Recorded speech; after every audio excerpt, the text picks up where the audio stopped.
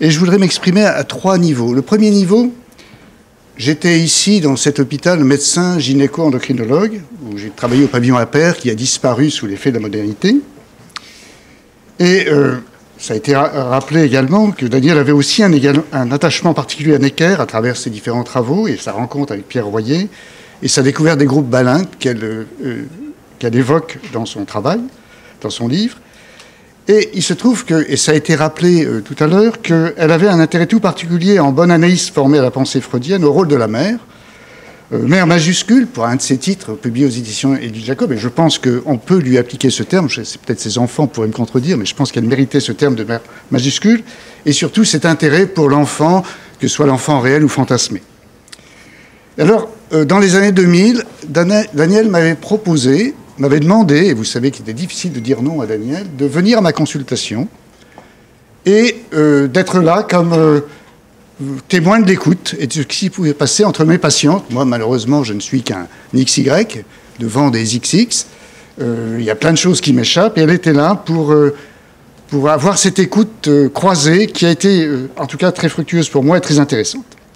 À partir de ces premières rencontres qui étaient très professionnelles, il y a eu d'autres rencontres et puis j'ai été invité à participer à ces réunions de médecine et psychanalyse et de rejoindre le groupe de travail du CESP à l'université qui était à l'époque Paris Diderot, dans lequel je retrouvais mon ami Alain Vanier, entre autres, puis toute l'équipe donc, qui était animée autour de cette question du rapport entre médecine et psychanalyse. Il y a des relations de confiance qui se sont nées, une amitié qui est née, je crois, et j'ai ça a été dit, la capacité qu'avait Daniel de rassembler des gens d'horizons variés, que ce soit architectes, on a vu photographes, on a vu historiens, et tout ça se retrouvait pour des relations de confiance, que ce soit boulevard Saint-Michel, des soirées toujours très ouvertes, très riches, ou dans d'autres lieux, parce que Daniel avait un trésor d'ingéniosité pour trouver des lieux assez miraculeux pour faire ses réunions, que ce soit au théâtre de la Cité internationale, que ce soit au théâtre des Bernardins, que ce soit à l'Institut de théologie protestante, que ce soit dans beaucoup d'autres endroits où nous sommes allés, qu'on a découvert le Centre Sèvres, bien entendu, et l'École des Mines, qui est arrivée aussi une fois, l'Alliance française, tout ça, ceux qui ont eu la chance de participer à ces réunions connaissent. Et il se trouve que dans ces réunions, je n'apportais pas mon expertise de clinicien, j'apportais une expertise qui me venait d'une autre vie, qui était celle du méthodologiste, celui qui participait à élaborer des protocoles. Et on voit à quel point, dans ce livre, cette question des protocoles est importante. Et quand on lit le livre, et ça a été souligné par Stanislas au début, on a l'impression qu'il y a une critique très sévère des protocoles, et j'y reviendrai un peu plus tard. Le dernier titre pour lequel je suis là, c'est que depuis quelques années, je suis très lié à la Ligue contre le cancer. La Ligue contre le cancer est une vieille dame, les années 30, elle a été créée, et elle a toujours eu pour but non seulement d'aider la recherche fondamentale, mais aussi d'intégrer cette recherche et la prise en charge du cancer dans le cadre du soin global, et la qualité de vie du patient est importante dans cette affaire. Le président Daniel Nizri a créé un prix sur la douleur à la suite de l'émission que vous avez peut-être vue et de ce qu'a pu dire le précédent président, qui était Axel Kahn, qui a expliqué à quel point la douleur était quelque chose d'important à prendre en compte, ce qui n'est souvent pas le cas. Et donc, il y a tout un programme autour de la douleur qui a été développé. Et à la suite des États généraux du cancer, il y a une commission qui a été créée, commission nationale, que j'ai l'honneur de présider, qui s'occupe de recherche-action et surtout de faire en sorte que la parole des patients soit entendue à travers un certain nombre de projets dans lesquels on va essayer à la fois de sensibiliser à la prévention, comme Jean-Claude Amezen a pu le rappeler tout à l'heure, et puis surtout tout ce qu'on appelle les soins de support, qui est la façon de permettre aux personnes malades de vivre leur maladie au sein de leur sensibilité propre, de leur entourage, de leurs conditions sociales, de leur travail, et lorsqu'il y a guérison, en tout cas, lorsqu'il y a un traitement qui permet le retour au travail, de favoriser. Et je pense que le travail de Daniel s'inscrit tout à fait dans cette perspective-là. Et il a cette originalité, c'est qu'il s'adresse à des thérapies innovantes, qui sont ces fameuses thérapies ciblées, cette fameuse médecine personnalisée qu'on nous vante à tous les niveaux, et avec un enthousiasme du corps médical, et où effectivement cette question de la tolérance de ce traitement est complètement nouvelle, à la fois pour les patients qui hélas la subissent, et pour les médecins qui, dans leur enthousiasme, oublient qu'hélas il y a des effets secondaires, et comme le dit très bien Daniel dans son livre, on souffre beaucoup plus des effets secondaires des traitements rajoutés que de la maladie elle-même. Alors, très rapidement, dans ce que j'ai retenu du livre, qui m'a vraiment tout à fait intéressé et interpellé sur plein des points, comme beaucoup de collègues médecins ici, le premier aspect qui marque, c'est ce qu'on appelle l'entrée dans la maladie. Et je dirais presque, en empruntant ce terme de la drôle de guerre des années 39, on rentre dans une maladie, et la métaphore guerrière est fréquente dans le monde médical, on va se battre contre la maladie, et là on est dans une drôle de guerre, on n'est pas malade, mais c'est comme si. C'est-à-dire que la recherche fondamentale a permis de telles avancées qu'à certains moments, il va y avoir des marqueurs sanguins, et en particulier les hématologies s'y prêtent particulièrement bien, où, à un moment donné, pour une raison inopinée, il va y avoir un contrôle médical, et c'est ce qui arrive dans le livre, c'est la gynécologue de Daniel qui lui prescrit un examen sanguin, et il y a une anomalie, les globules blancs sont un peu anormaux, et donc ce serait bien d'aller mettre une surveillance. Et on rentre dans la maladie comme ça. On consulte un grand service, ça a été rappelé par Jean-Claude, un des meilleurs services parisiens d'hématologie, qui dit « Vous n'êtes pas malade, mais ça pourrait arriver ». Donc on rentre par effraction dans la maladie, d'une certaine façon. Et là, se pose la question, peut-être qu'il va falloir traiter. Mais traiter comment? Et dans ce livre, il fallait donc traiter la maladie comme si je l'avais, dit-elle. L'a-t-elle pas? En tout cas, on lui propose un traitement. Et ce traitement, compte tenu des conditions d'entrée de traitement, ça passe par l'entrée dans un essai thérapeutique. Réaction immédiate de Daniel, et qui est tout à fait intéressant pour moi, qui a assumé ce rôle de participer à l'écriture de protocole, c'est qu'est-ce qui amène un patient à rentrer dans un essai thérapeutique? Ou qu'est-ce qui l'amène à essayer d'y échapper? Puisqu'il y a quand même un certain nombre de stratégies pour essayer d'échapper à ce couperet. Il y a, comme ça a été rappelé, le désir de vivre, comme elle le dit, le hasard, besoin, désir, qui va faire que oui, on va dire oui. Et puis, mais comment échapper au tirage au sort? Parce que ce tirage au sort, c'est l'équivalent pour beaucoup, et l'auteur s'en cache pas, d'une perte du libre arbitre et du contrôle de ses décisions. Donc ça, c'est vraiment très important.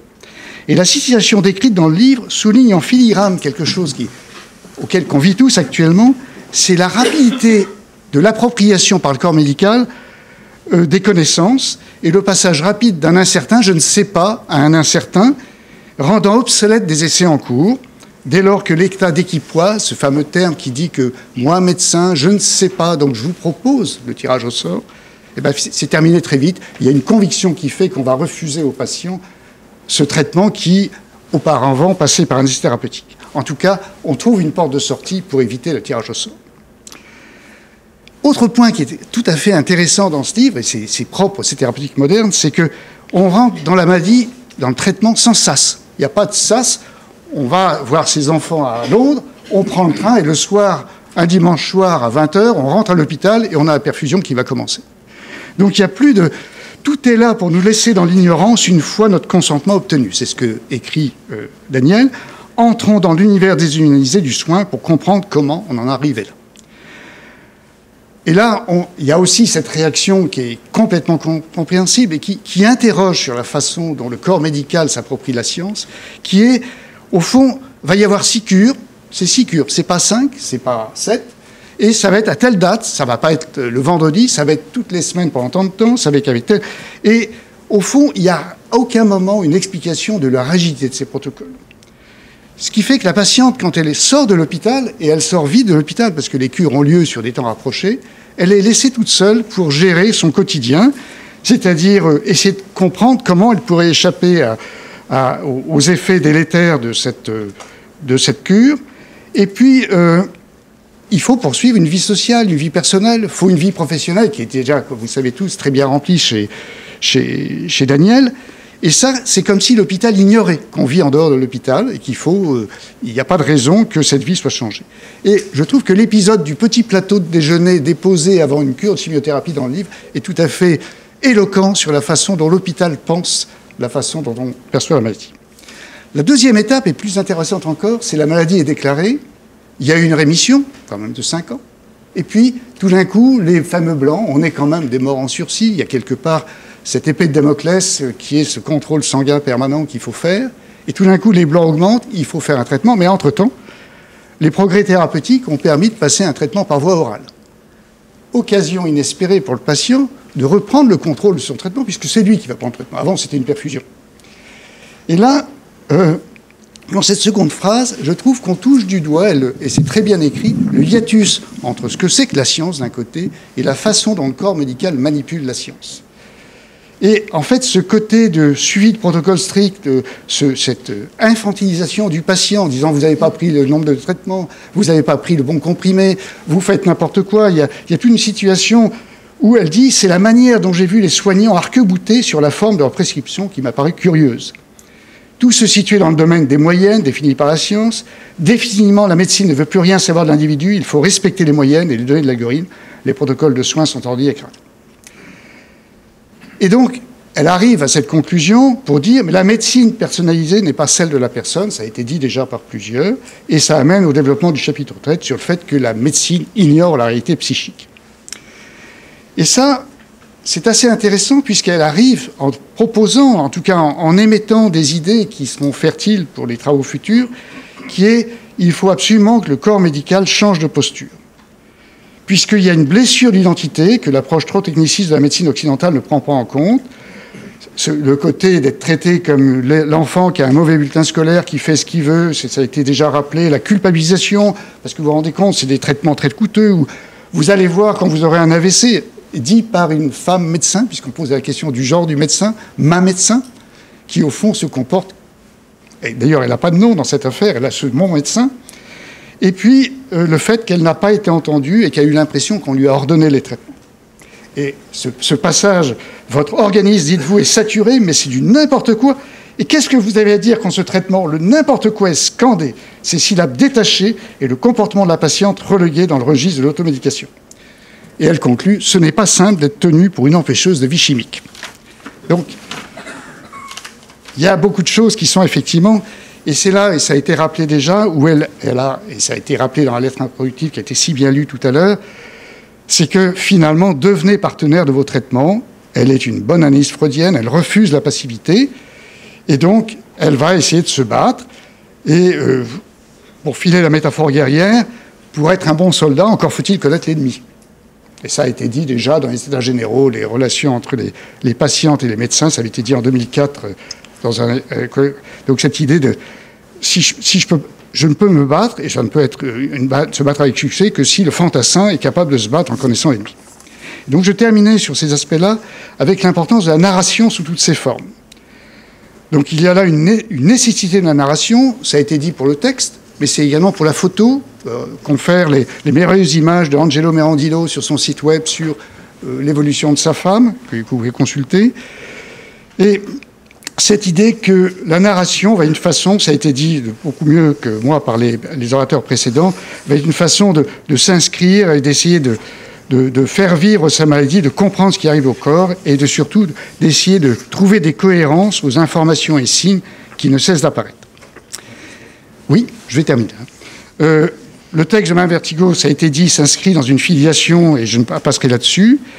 Et je voudrais terminer rapidement sur la formation des soignants, mais ce qui est original, elle dit la formation aussi des patients futurs, et elle a des très belles pages là-dessus, je passerai. Et pour conclure, ce livre nous donne à voir une maladie de son stade de non-maladie à son stade d'évolution traitée fatale, là où un médecin positif dit vous voyez, c'est superbe. L'espérance de vie a été longue et ça s'est bien passé, alors qu'il y a quelques années, les ressources étaient très limitées. Cependant, la médecine personnalisée n'est pas encore la médecine de la personne, elle y a trop la réalité psychique. Et je dois dire une chose qui m'a touché.